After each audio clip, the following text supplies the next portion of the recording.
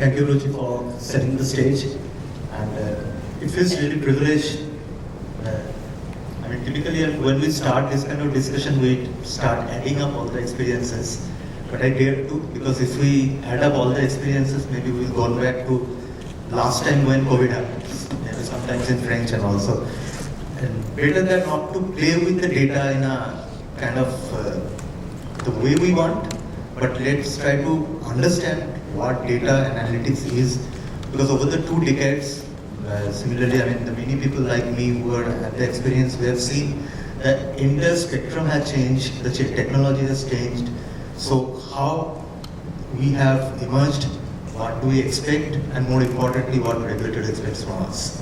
So I will start with Anthony. Just want to kind of have an understanding that how data analytics has been uniquely applied and leveraged within specific industries, maybe in the insurance industry, you can talk about from the perspective of Tata AIG, and what challenges and opportunities have emerged as a result. Thank you, everyone. Good morning, all.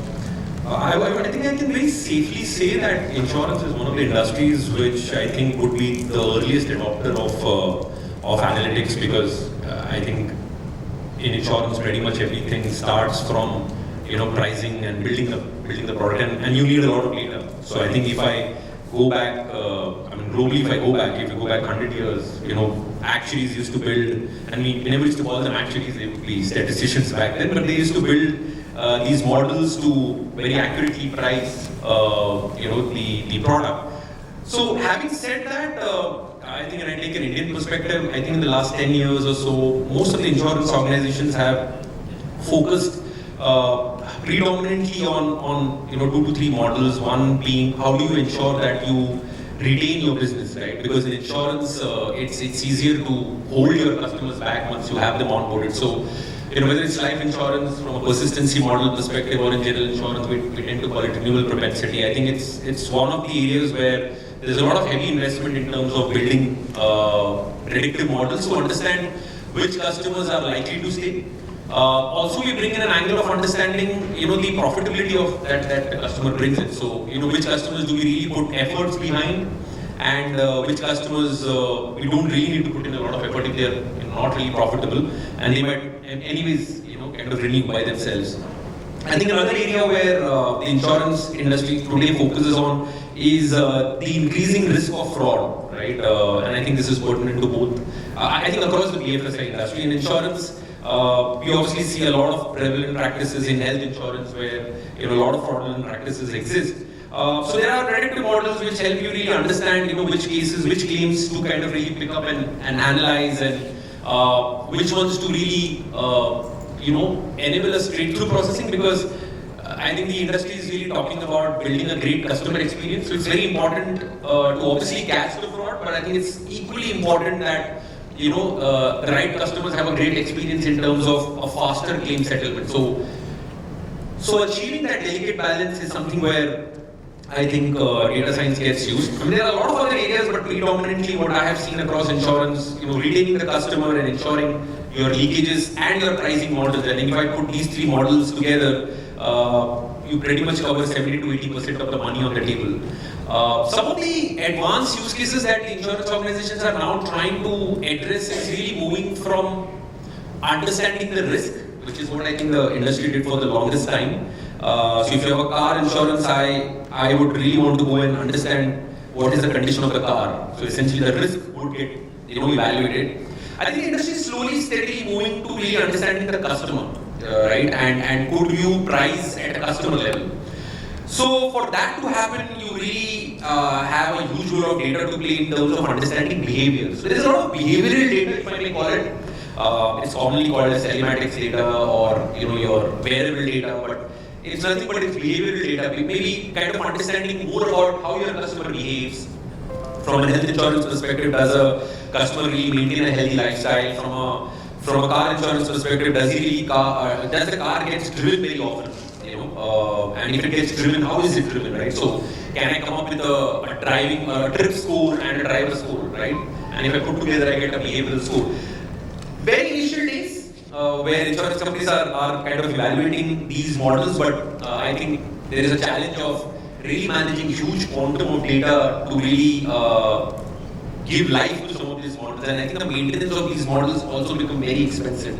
So I think these are getting evaluated. So the challenge really is there is a data explosion. I think organizations with the advent of cloud, a lot of it is become easy, but a lot of it is becoming expensive.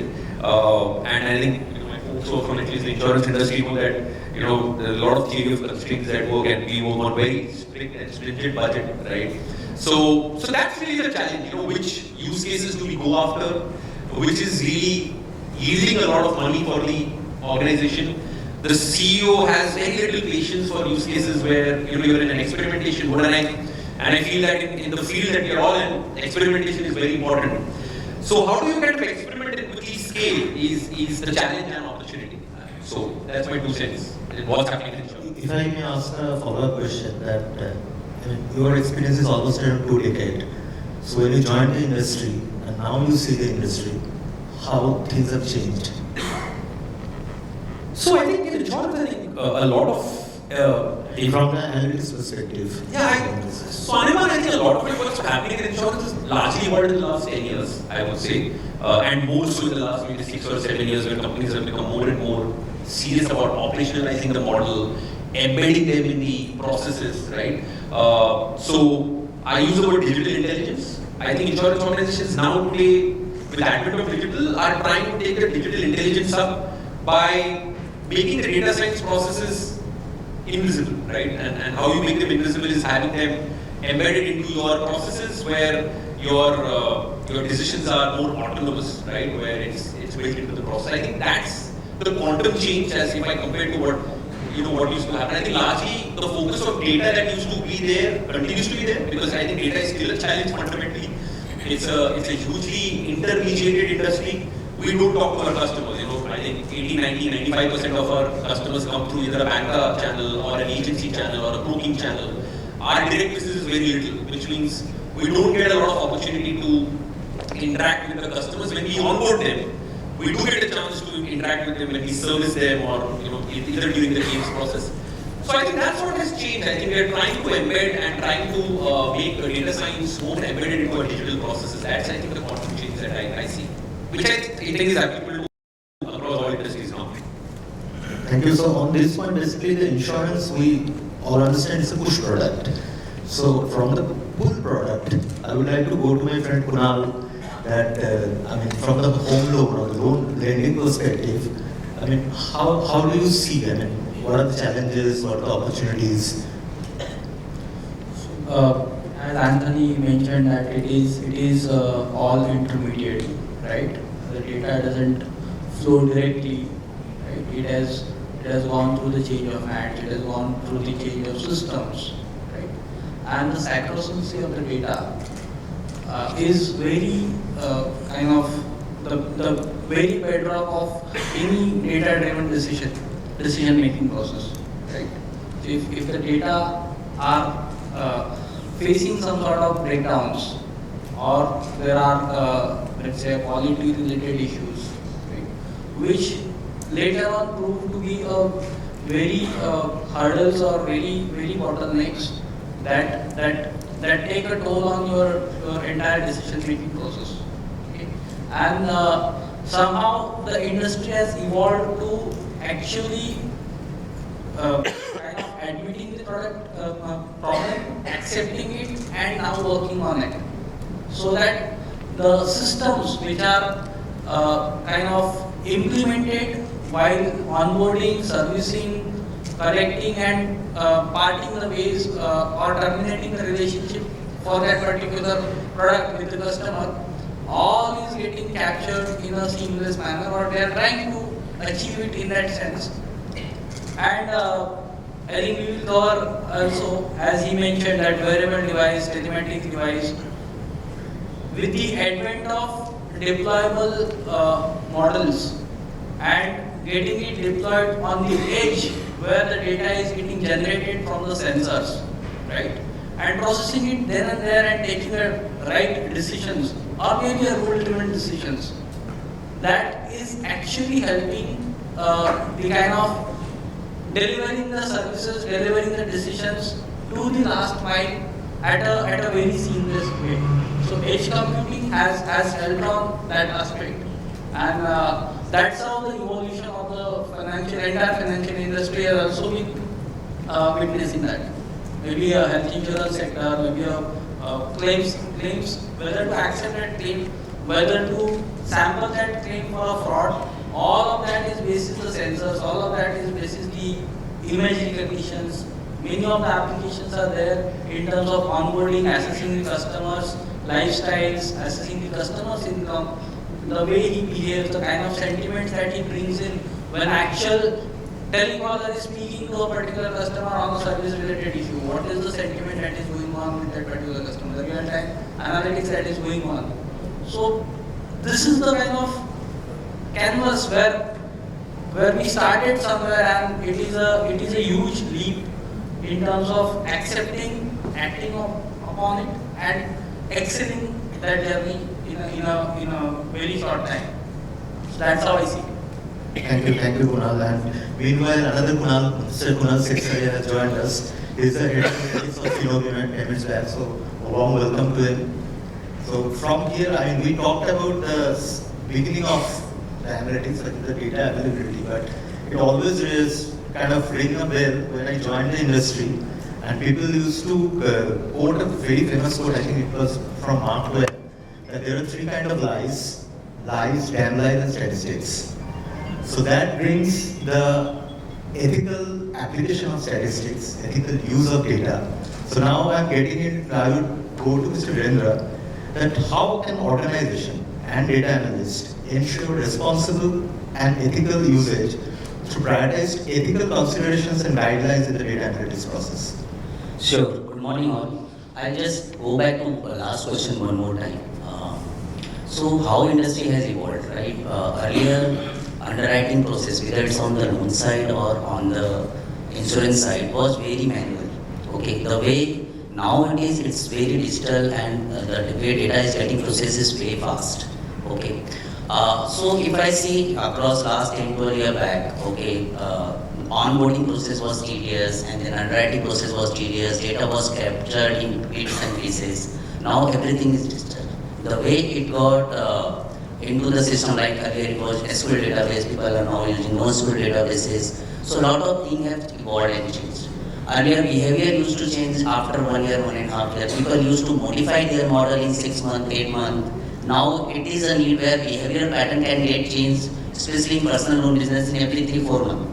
People have to update their model and understand whether model matrix is going down by some parameter or not. So things are evolving fast. People are updating and using the models. No doubt algorithm has evolved. Earlier people were using algorithm like logistic regression. Now people are trying and much more comfortable to use algorithm from deep learning side. Earlier it was purely only structured data. Now it's unstructured data also.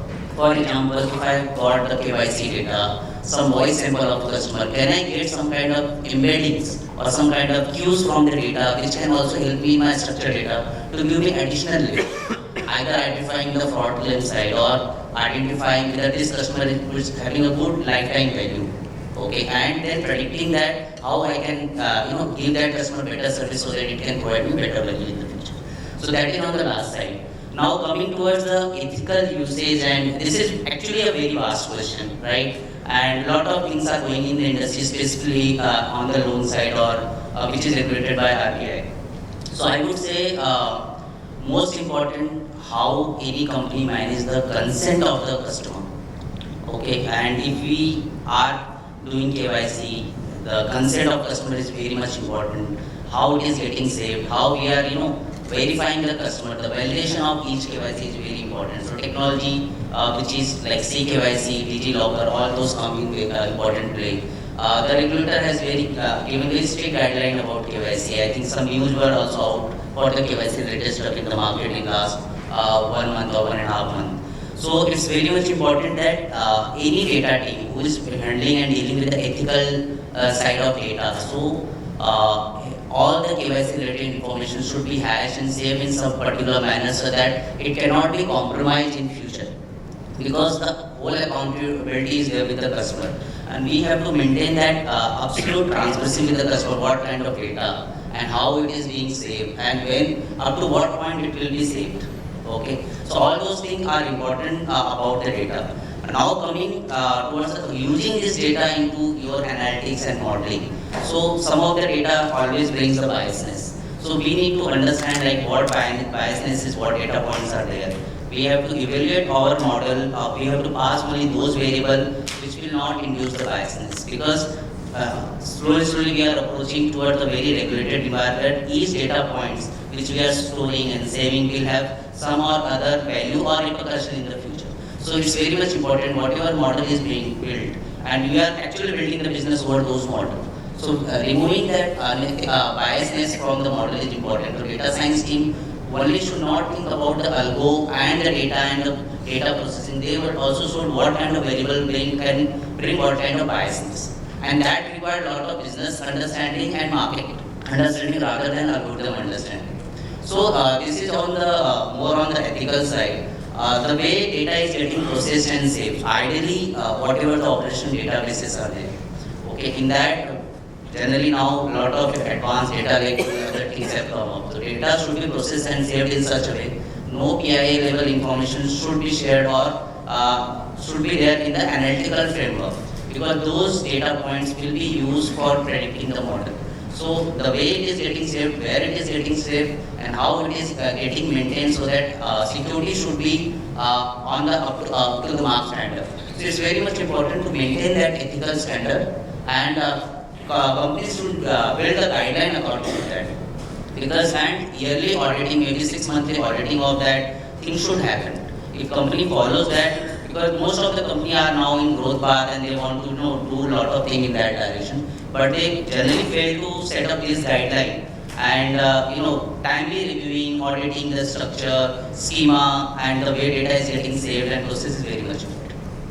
Thank you, Virendra. So next I would like to go to Dr. Kapil Singhal, and he's the Vice President of Data Analytics in Vodafone India.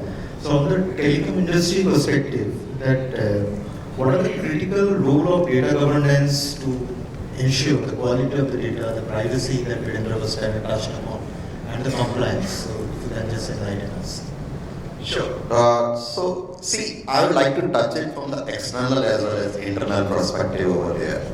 Now, in today's every business that we are talking about, what are the two main ingredients from the data everybody is looking for? One is speed, and second one is the agility part over there. And data governance is very important from every perspective over there. But let me tell you the inside story that is there. Now, if I ask anybody, even within my organization, anybody, what is governance part over there, data governance part over there?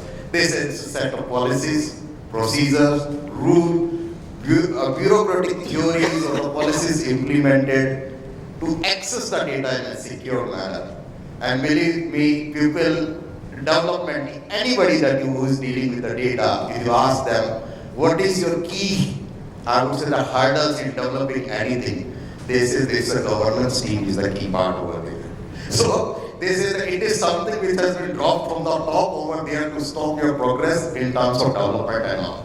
Why it is there? Because we can see that now the data is generating every now and then, and as Anthony and my fellow panelists have mentioned that it's kind of data explosion over there.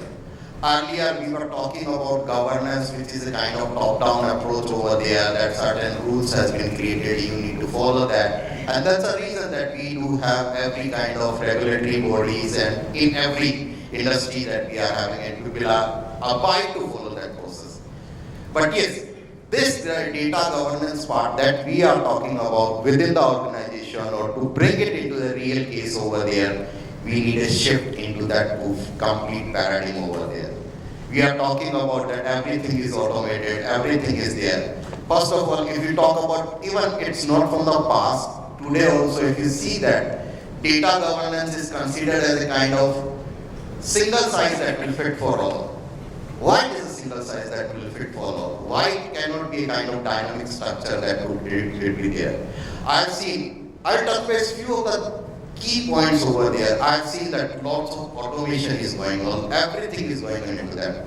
But if I talk about what's about the automation in the governance part over there, where we can have it as a developer. If I say Kapil as a developer over there, now if something has been given to me and some access has been given, some guidelines has been given to me, my mind is like that, I need to follow that. I will be a bit reluctant over there.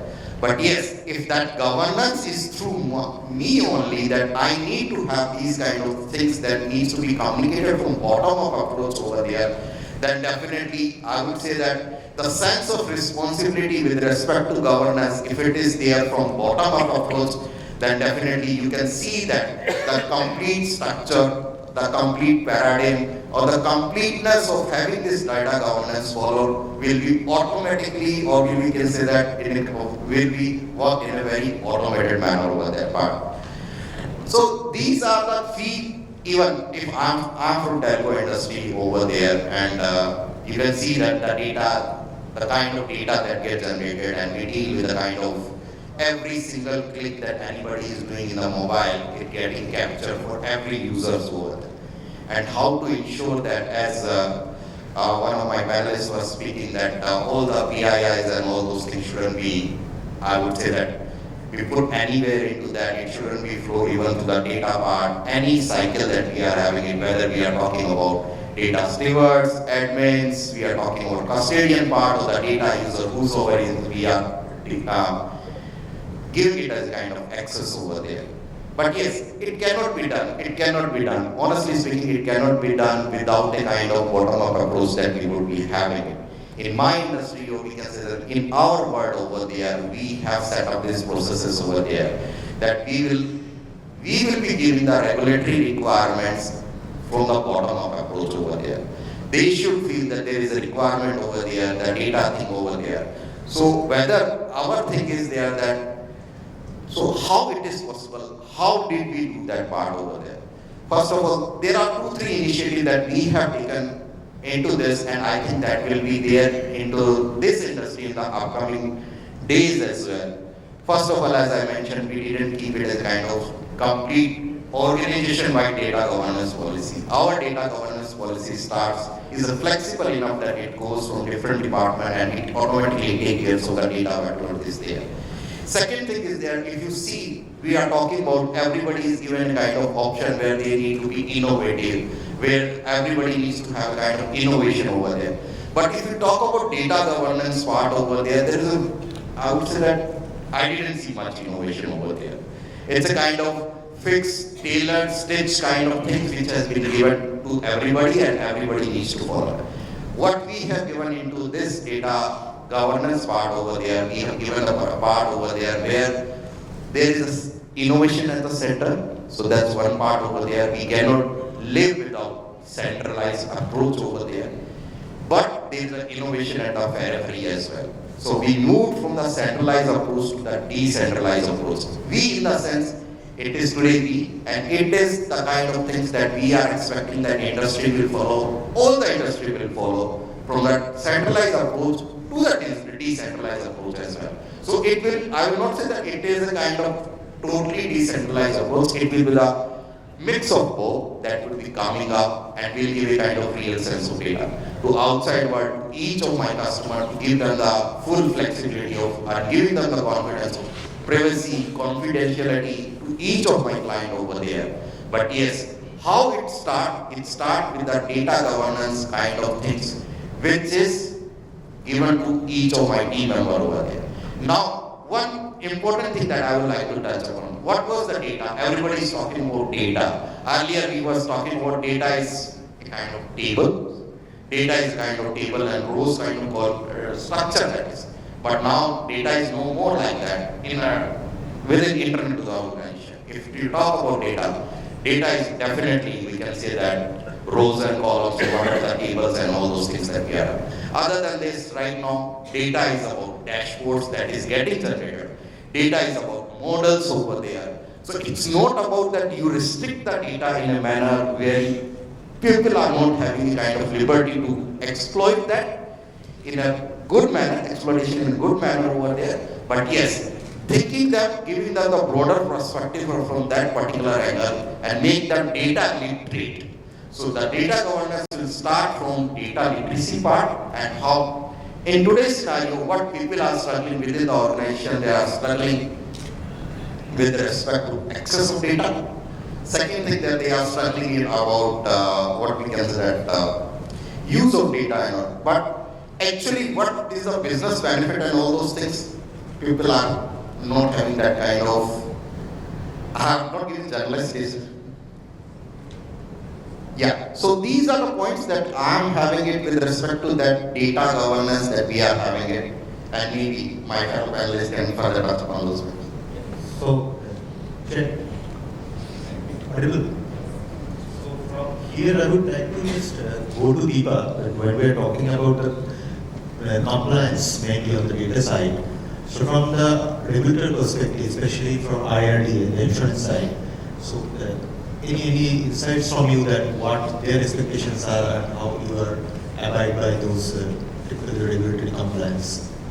Thank you, Anirban. So, in terms of insurance, right now I come from an LI background, life insurance background, right? And I'm going to bring in a couple of numbers here purely because these are numbers that we'll have to live with. We're going to get these numbers thrown at us every single session we go to. So, insurance penetration in India today is not more than 4%. Globally, it is only 7%, right? And that kind of scares me at one side because it shows me how vulnerable we are as an Indian population, right, to something that we can get exposed to. But also, it shows me the opportunity that all of us as players have in the market.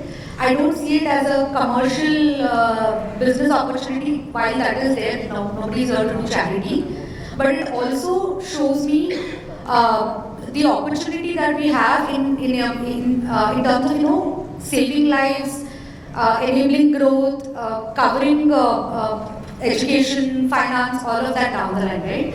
Now, a lot of you might be aware of IRDAI's, the Insurance Regulatory Development Authority of India, IRDAI's mandate to make insurance available for all by 2047, right? So we're looking at going from a 4% all the way up.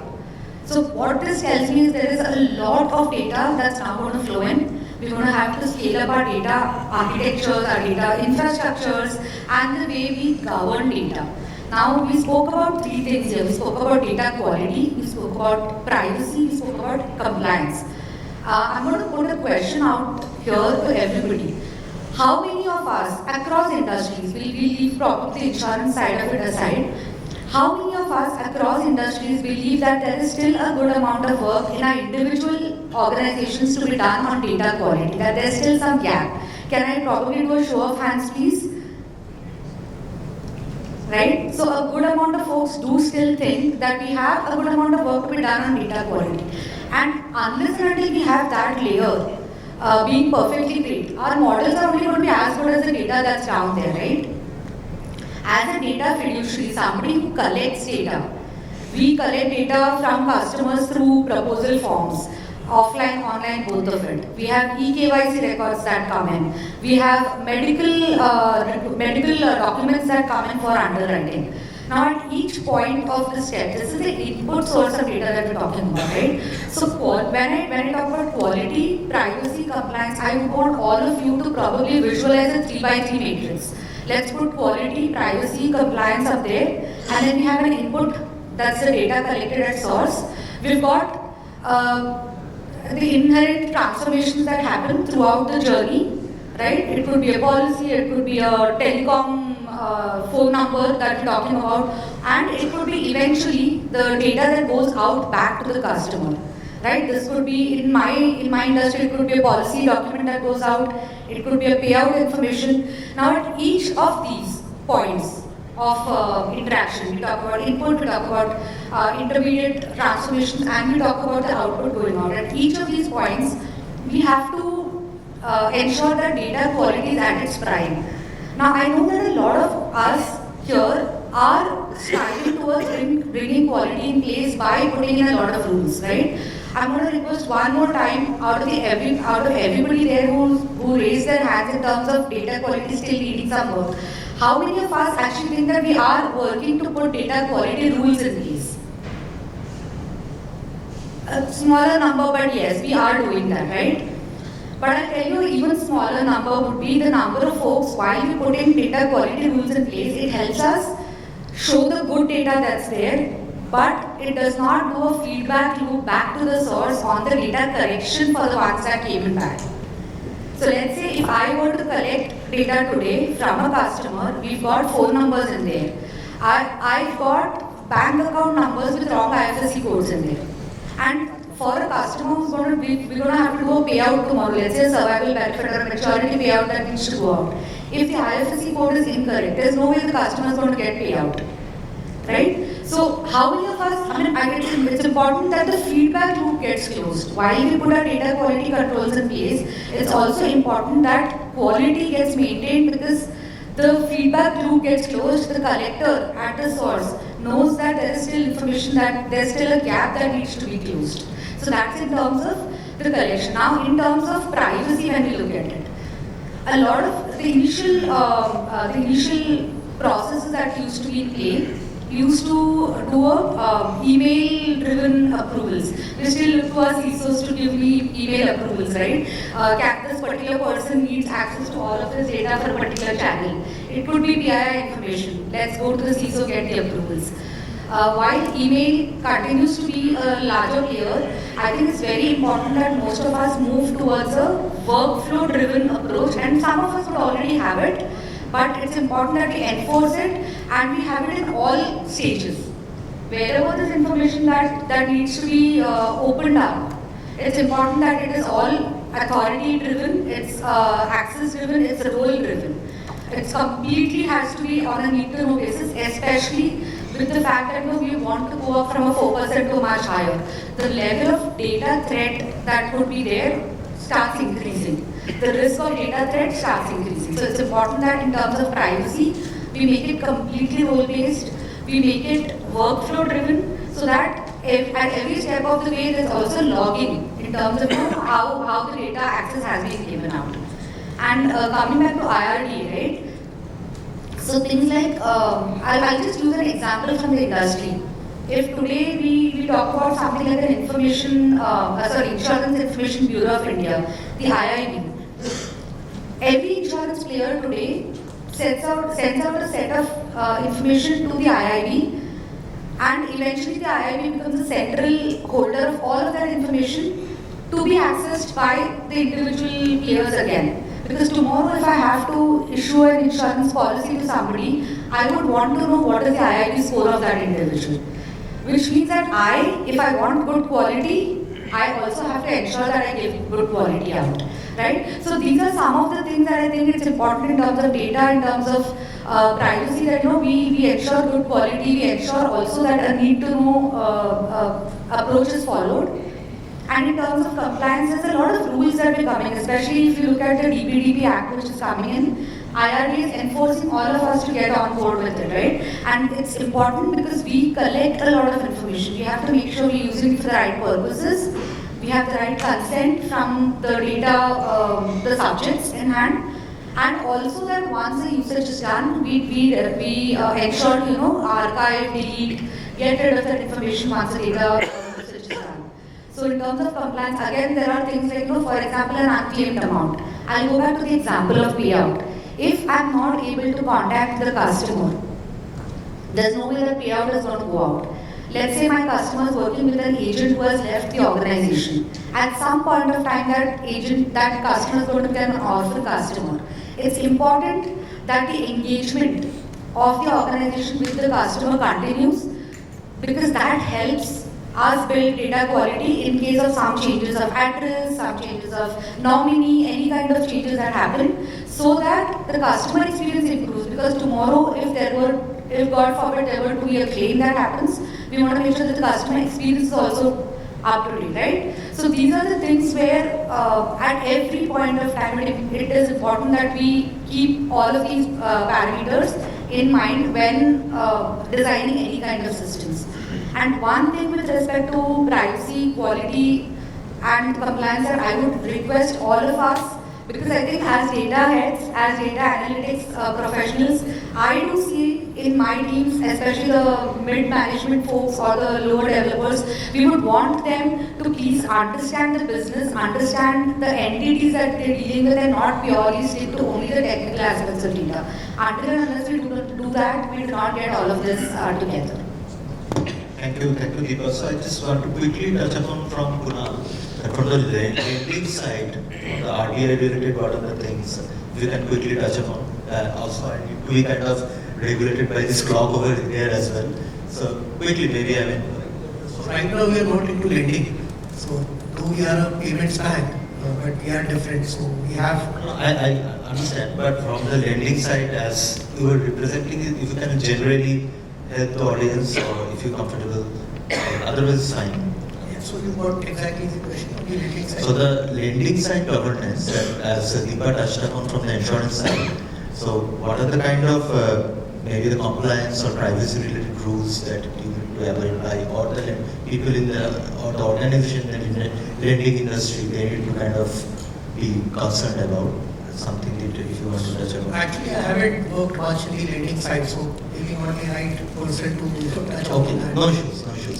So let's just quickly move to Chandrakant, that as we are talking about data previously and all, the master data management is one of the key things that we have to be looked upon. So briefly, if you can just help us to understand that what master data management means. Sure, thank you everyone. Hi everyone. So everyone knows that master data is useful for your operational efficiency. It helps you to make your data correct, consistent, and up to date. But when we talk about ethical uses, there is a very sweet correlation between master data and the ethical use of data. So when we talk about how master data helps you in the ethical use, because it reinforces your commitment. It reinforces your commitment, your foundation by designing a logical data model and the core data which we are designing. And that is helpful for to bind people. We cannot leave to the developers or to the people that are you maintaining the security, are you maintaining the privacy. It's not the individual's job. If the foundation is laid well, it is not going outside the logical data model. So there the enforcement from the master data comes. I'll give you a quick example of healthcare industry. I come from the pharmacy chain where we promote generic medicines. So from ethical to generic, we want to switch it with a very accurate medicines, and it should not be customer centric. Because lot of compliances, schedules, release patterns, if we go into the domain experts where lot of nitty-gritties are there. So what we have developed in terms of master data, we are collecting the information and substituting irrespective of the customer the accurate one. So many times analytical, there are lots of analytical models are there. We can use MLs for customer persona who always want another purpose. But where the ethical things comes, we have to bound ourselves that okay, we can use this set of data only, and we can proceed with your adhering to compliance. So Chandrakant, on this point, so typically when we talk about master data management, same time, I mean there is a governance involved into it, but same time we are talking about data democratization as well, that giving access to the people in the organization. So how you think, I mean we can balance it, or at least you are trying to balance it out? Yeah, so see, I come from a company whose purpose is to democratize healthier and happier life, people's life into a happy life by democratizing healthcare actually. So in same principle, if we see how my stakeholders is happier and healthier. So for the answer is they need a data democratization to make the decisions to be a data-driven people. So in that scenario, if we are implementing the data democratization, there are few principles we use. See, we live in a threat and fear. The fear is privacy, the fear is security, the fear is access right. But there is an approach which is balanced between accessibility and governance. So governance plays an important role over there. So between the accessibility and governance, you can play a lot of innings, I can say, where you can do the data democratization. there are a lot of tools, analytical tools which are low-code, no-code, which can be used in the organization for accessibility of data and make and empower your employee with the right decision. I can simply take example while coming here. 500 meter before, my Uber says that you will be taking 20 minutes to reach the destination, and by walking it will take 3 minutes. The two data points, the line KPI decided, I dropped off, I entered my cab and walked for that 500 meters. So a simple data democratization is here, because I know the information, the driver knows. Even if I share a link to any of my friends, he knows that where I am and how much time it will take. So this is the where the data democratization helps people to make decisions. I'll end a note with a very simple rule which we follow. We have built a small team which is actually, so we can say, they are running a data as a service inside the organization, and they are actually ensuring no fancy PPTs at the boardrooms. Only a tabular data is used to make a decision. So that's the simple things we are using in the organization. So I will just quickly, yeah. So we talked about the data democratization and the kind of so to put it in a most prudent way is that it is the information democratization, and it should not be coined as a data democratization, because data people use it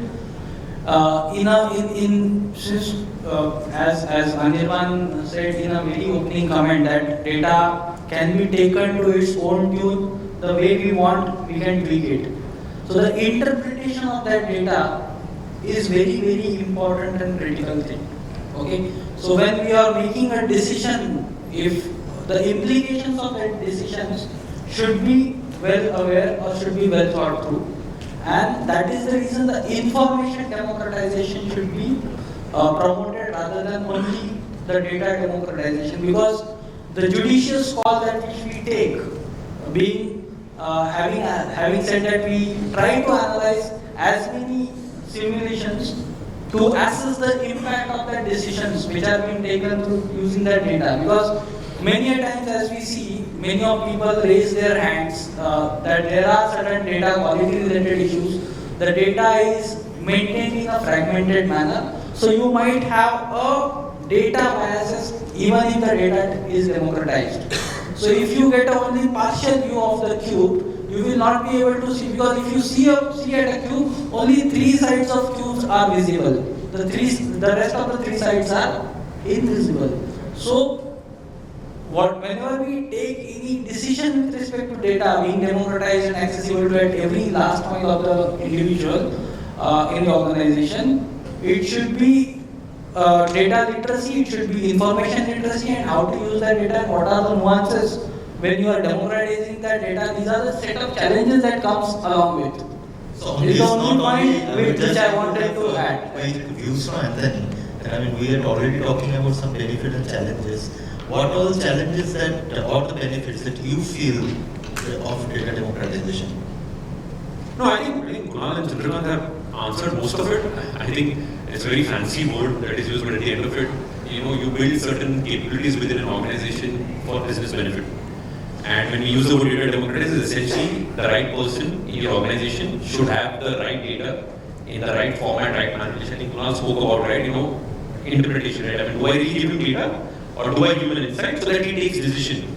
The point I am more keen, maybe I'm a little pushy as well, that it is something that we really believe in democratization, or we believe in democratization with proper training and understanding of the use and replication of the analysis. Yeah, I mean, it's a good question, Anirban. I think I think for the longest time, the way a lot of the data science teams run the show. Just to kind of tell you from where I'm coming, because typically when we, give the analysis to the junior most people, maybe they are not efficient coder, and the way they code, they choke the server. The first problem that we face, and it stopped the ender process. So that is one, and then obviously the ethical use, the privacy and all the stuff. So if you can just, I know I'm putting you a very difficult spot, be time sensitive, also sharing the views, but still would love to have your views. So we all need to define what data democratization is within the organization, and all of it that you asked will get answered, right? So that for me, the definition of data democratization is the right data reaching to the right person in the organization in the right format, or let me say right consumption, consumption format, right? I mean, is it a report? Is it a dashboard? Is it a data model output? Or is it a GenAI query that you want to run and get some answer out of it, right? So that's the format part with the right governance layer, which I think Deepa and all spoke about. If all of this is addressed, then I think that's what is defined by data democratization, right? So that's the approach we should take. To your question whether we really do it well, or I don't think so we do it well. I think at least I can speak for insurance, we don't do it too well.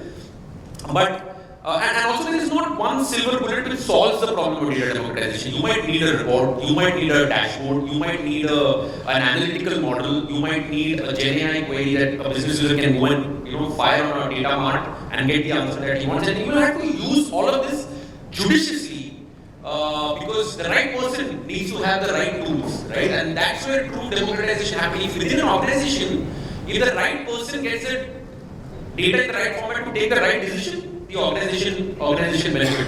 Do data scientists and data team want to do it? I think for the longest time the answer is no. We love holding data. We love, we love holding it to ourselves because we feel that's how our importance increases. And no. So I think there is a lot to be done in that area. I hope I answered. That's very true because because people when they write the code, they think that they own the code, but the code is owned by the organization. So there is a constant try to kind of ownership thing that whether the data, whether it's the code, whether it's the process.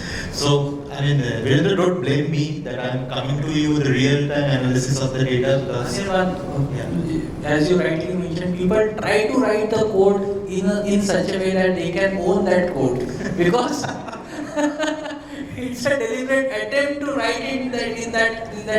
So that is I think code democratization that we should talk about. So, the blame is completely, you can put Virendra on Chandrana because he mentioned about the Google map on the user side of democratization and the real-time analysis. So, I just want to have your views on the thing that we're all talking about, the democratization, the data accessibility, the data use. So, on the real-time analysis side, how things are emerging, how these things are helping it out. If you can just help us.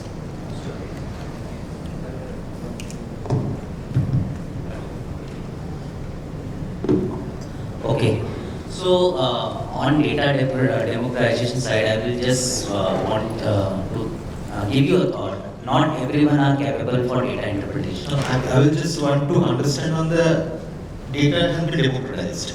Now, it has been decentralized. Now we are trying to use it in a real-time analysis, and it is happening. In different pockets. People are looking into whether it's customer service, whether it is the customer engagement.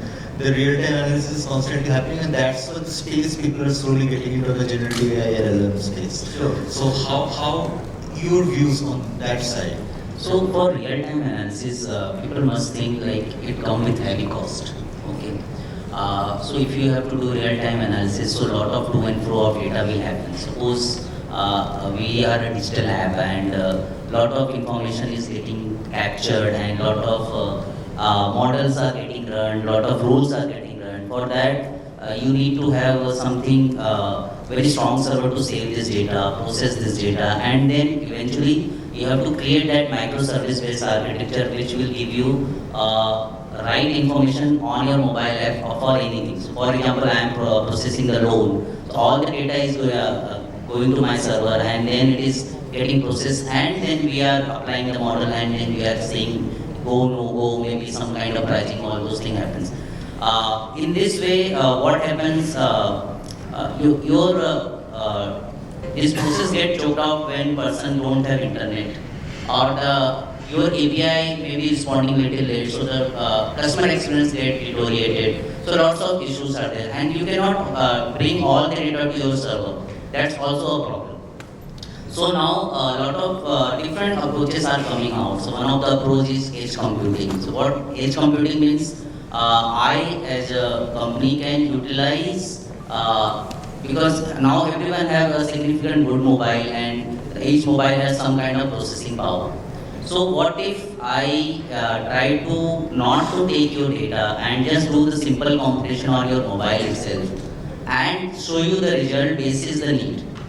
So in this way, I don't have to bring that data to my server, do the processing and computing. Maybe heavy data crunching and all those data I can bring, but some basic important data for which some decision making can happen at the initial stage of loan processing or maybe at insurance side. So all those things can manage over the mobile or your computer based using your processing power of your system. In this way, you know that load doesn't come to your server, your cloud don't get that much charge. So a lot of things happens there. Eventually, this will also save the cost. You will also don't have to manage a lot of data at your end. Customer private data, important data will not come to you.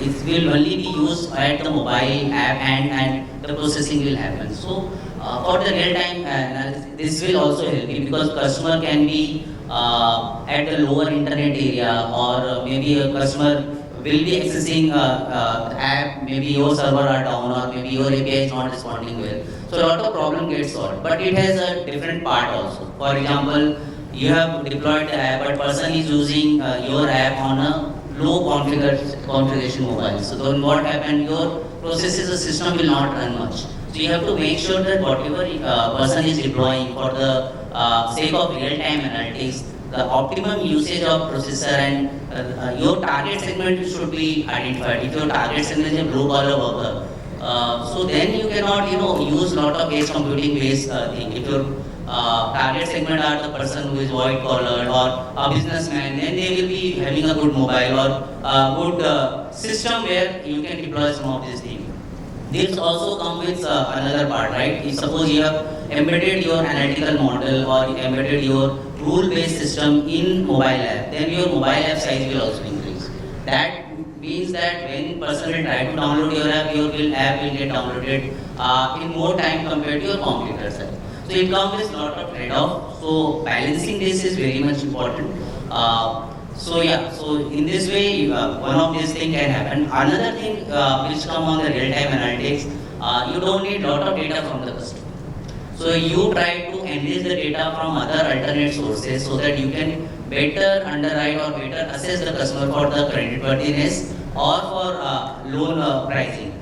So that also helps a lot where you have some information about the customer and then you try to give the right pricing and right loan amount size. Thank you. Yeah, sure. So, as he mentioned, the edge computing and the augmented analytics that comes in play for the personalizing things. So you do something. Your analytical solutions are generally kind of looking into past, then predicting or assuming the similar sort of cohorts of the customers that will continue to behave in the way that they have behaved in the past, right? So that's sort of one learning. Second is, which is thanks to edge computing, we are able to use some sensors and deployable algorithms into the right at the information source where it is getting generated and getting computed and applied over there. The third thing is that augmenting the personal information, because the way I operate a sensor versus maybe one of my colleagues or one of my co-panelists operates a particular sensor might be different, and the readings through that sensors will be different for each of us, right? And that's how it helps the hyper-personalization where n is equals to 1. And that's where the augmented real-time analytics helps in terms of customizing the products or getting that customer wow factor delivered to the last mile. And that is the new buzz that the industry is inching towards. Yeah. So just quickly touch upon from here, because we all talked about data a lot, and we know that, I mean, from historically we thought data is an input for all the outputs that we're looking for. But the very new concept that is coming up, that the data as a service or task that we talked about. So on these particular piece, I would like to quickly go to Mr. Kapil, that data as a service, what do you think, and what are the risks, challenges, or threats that you see using that? Okay, so I will be quickly touching upon the point over there. So it's data as a service, as I think Chandrakant highlighted, that we want to give a kind of, don't give a fancy PPT into this, only the things which is relevant to the management goes on. So that's the kind of thing that we are, so rather than serving a kind of, or giving a kind of different treatment, as somebody says, developer develop, then this is their own code over there. To have these things, or we can say that remove all those things, we are enabling data as a service. We want to provide a common layer over there, after which anybody can access the data with their all the authorization or authentication in place over that particular part. So that even the real sense of data makes when somebody who knows the business and knows it. So right now we are giving the analytics to the business users over there. They would be accessing their data from that particular data layer that we have given, accessibility layer we have given them, and they will be developing their own standard reports, whatever the things, or we are enabling them, we are making them the self-reliant on that particular field over there. Similarly to the developers and all. So it's like, as government right now pointing it out that we are implementing a uniform civil code over there. So why not we give a kind of uniform civil data to anywhere, that we don't discriminate whether you are a business user or whether you are a developer and all. The kind of data that goes to everybody is same. All the regulation invited into that part, so that's the reason that I was telling that we are embarking those things from the bottom part over there. The challenges definitely, as all of us highlighted over there, that continuously updating the policies over there, the cost of maintaining that particular part over there. And the benefit is, today, my development team are not there in the data reconciliation part that business is doing. Business is understanding the data, and that's how the real data democratization that we are talking about is a kind of benefit that we are giving to the end business. So that's how we are developing data as a service and utilizing that as one of the major benefits over there. Thank you, Mr. Kapil. So, so far the person most silent, I go to Mr. Subrata to kind of, from your area, if you can just give us some example, some project, and how the data has been used or the analytics has been used in that particular project. If you can just quickly take us through. I know the clock is saying only 3 minutes left. So I come from a physical retail industry where there is loads and loads of data in terms of quantum, but the quality of data is obviously limited, because how are we collecting the data? The customer, all of you must have visited a modern retail store, all of you have visited a general retail store. So what do? You quickly buy your product, bill and get out. Now at the time of billing, if someone asks you a lot of questions, then obviously it will be an irritant for you. The only data probably we can collect is their mobile numbers. That's it. Now, as Deepa was mentioning, even that is a problem sometimes. The cashier who is typing that mobile number can make a mistake, and we lose that data for the customer. From a success point of view, if I go back to whatever data science projects we have attempted and which have failed and which have succeeded, the common link that I find is starting with the question why. If I ask every one of you what you do in your work area, then I'm sure all 100% of us will be able to answer. But if I ask the question why you do what you do, why are you doing this, then maybe not many people will be able to answer. We wake up, go to work, do whatever is needed and come back home. But why is that needed? What is the purpose? What is the goal? what will make you wake up in the morning, feel excited to do this same thing, is all about that why question.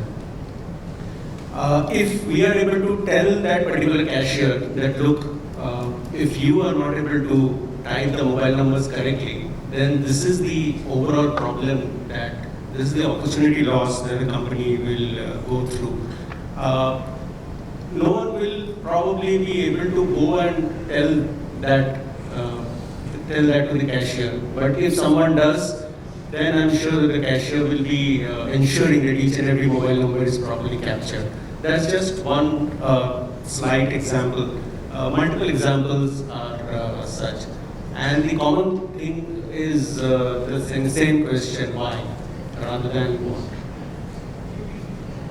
For example, if I want to give you an example of a failure, a data science company like Dunhamby, a very reputed company in this world, was recruited to do a data science project, and it failed.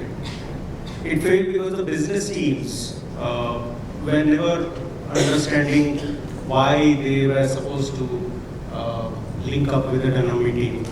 And the Dunhamby team, typical data scientists, they did not understand the business teams did not understand the why part of this project, so it failed. So that was one example. So the why question is very important. Thank you, Subrat. For here, I would just going to the pain area, I think, of all the analytics people face, that we don't directly contribute to PNL. Now, how to show our impact? How we can show that, our analysis has value? How do you optimize the value? How can you maximize the value? And I want to pose this difficult question to Deepa. I'll probably expand from where you left off. He chose a very good question, why? I think especially for data science, right? If you ask any of my data scientists to probably start working on a particular project, the first thing they'll start with is the EDA. Just get started with whatever data set we have, we start looking at what are the different correlations that come up, we start looking at the actual visuals, right? What's important is to take a step back and define a very clear objective. What are we trying to achieve using the model? And it could be something as simple as, like Aditya put it, we want to be increasing the persistency, the stickiness of a customer. If I'm selling a policy today to a customer, how do I ensure that the person renews next year if it's an annual policy, right?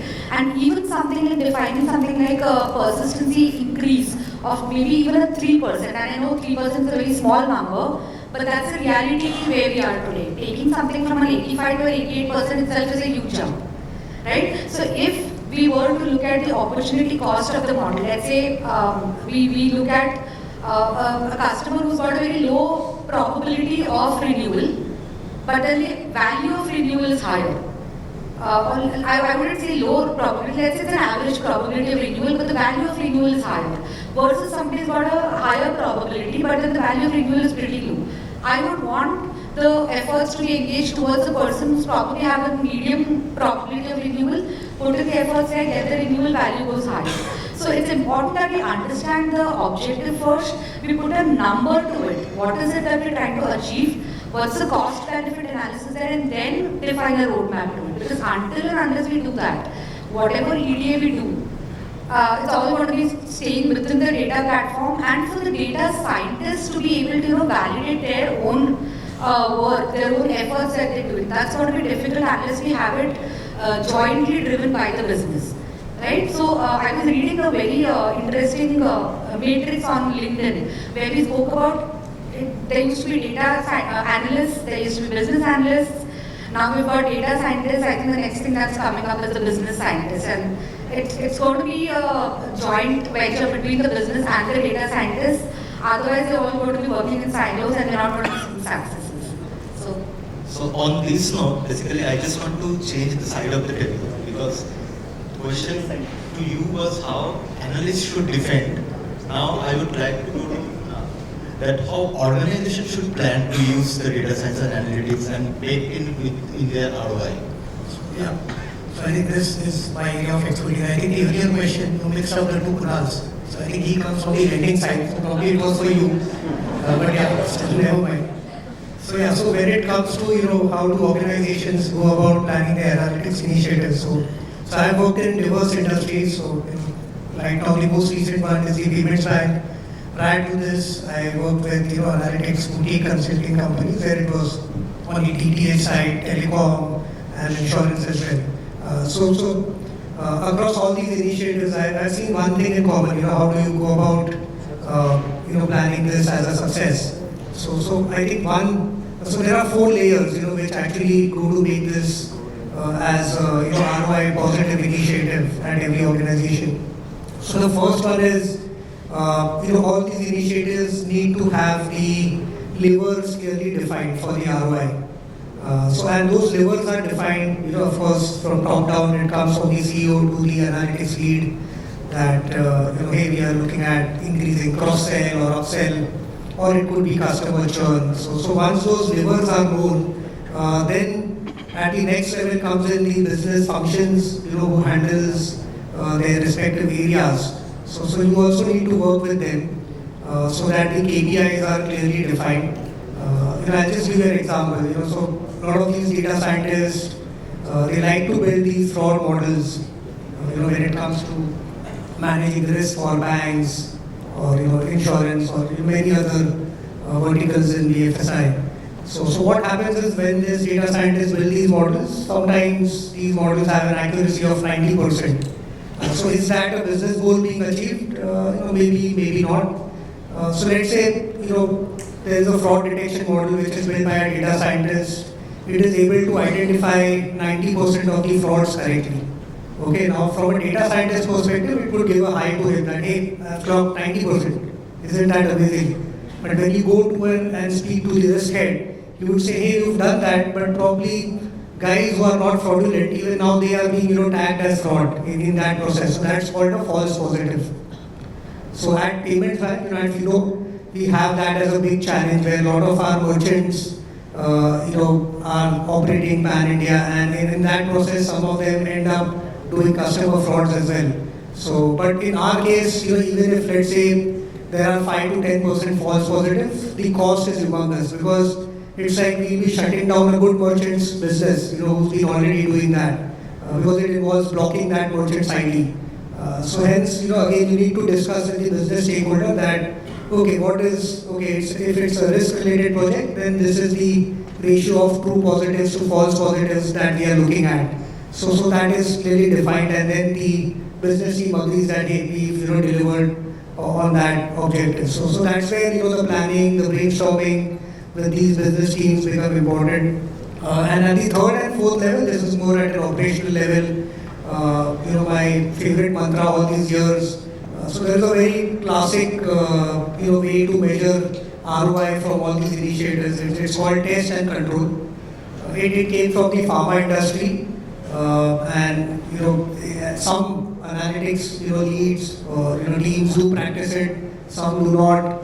In fact, many do not. Some practice is what I have seen. It's a very simple technique. Whatever campaign you are running, for marketing, for product team or whatever, keep a 10% control group aside, which is as similar as the rest 90%, and then see how the campaign is performing. Because then you are removing the element of seasonality, removing any blips that might occur due to some seasonal changes or whatever.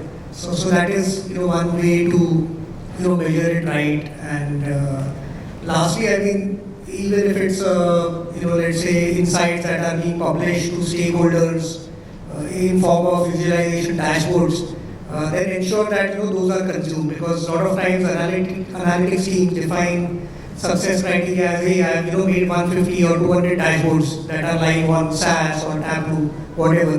But let's say there is not a single user who even goes and sees those dashboards. So I would say it's a complete failure. So in that case, just plan with various stakeholders that why each dashboard or insight that will be consumed by them needs to be there. The purpose of their consumption, how it's going to be used. So those are some of the things that can help as leaders to make analytics initiatives a success in organization, and that's how it should be planned. Well, thank you, Mr. Kunal. Just one thing, because I know, I mean, just take 1 minute, because while we were having the discussion, Anthony had a very pertinent point, and that is close to my heart as well, because analytics typically the new kid in the block, and the kid goes to play cricket. If he's successful, everyone wants to own, and the kid is not successful, everyone wants to disown. So the point Anthony raised, that if we can initiate at least a debate or thought here, that where analytics should lie, whether with the data vertical or with risk or with business, or it should directly go to the CEO strategy. I mean, so if you can share a little bit of thought around that, who should own analytics in our organization? I don't think so. There is, I think, a very clear answer to where the team should sit, but I just feel that it's, it clearly needs to be a horizontal, a team which cuts across various. You usually cannot place a data science team in a vertical, right? Because you will usually have use cases which cuts across the organization. So if it's a COE, I think it can sit in any of the horizontal. You really need to see who's that guy in your organization who has a very close understanding of how business works. I think some of my colleagues mentioned that point. Someone who is himself has a statistical background, right? I think I would say that particular candidate would be the right person. In insurance, we see an increasing trend where data science teams are converging into actuarial teams, right? Some of the organizations I know where the guy is a statistician. Also, he has an horizontal view on what's happening on the organization. In some organizations, I see there are independent teams reporting directly to the CEO because the CEO wants to drive the mandate.